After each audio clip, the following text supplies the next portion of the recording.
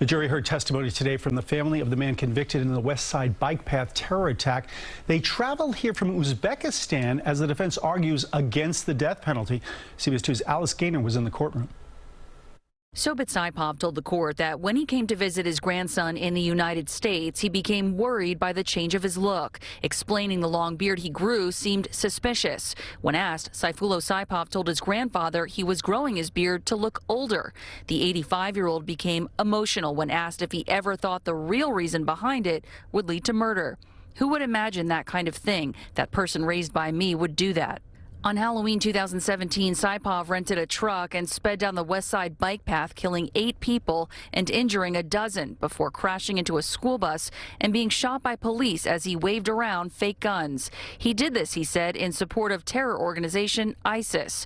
And though he has not shown remorse, his family has repeatedly apologized in court over the past 2 days. His grandfather said, "This crime, this horrible tragedy shook the world, and I feel very sorry about that." He did it alone by the effect of ideology from outside. The family is Muslim, but says while he was growing up, they could not practice religion freely in Uzbekistan, and that Sayfullo was not knowledgeable about Islam. His lawyers are trying to show that ISIS targets people from Uzbekistan for that reason, claiming Saipov had no basic knowledge to challenge the extremist propaganda he was consuming. His family is pleading for a life sentence in order to give Sayfullo time to realize what he did. One of his uncles took the stand Thursday, saying Sayfullo had changed due to being influenced by bad people, but hoped he will get back to himself.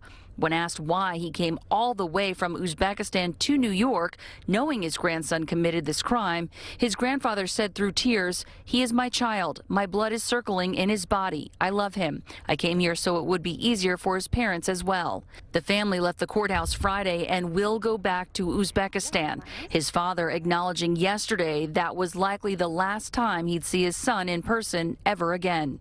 There is no court Monday. The defense will call its next and likely final witness Tuesday. Then the prosecution will have a brief rebuttal case outside a federal court in Lower Manhattan. Alice Gaynor, CBS 2 News.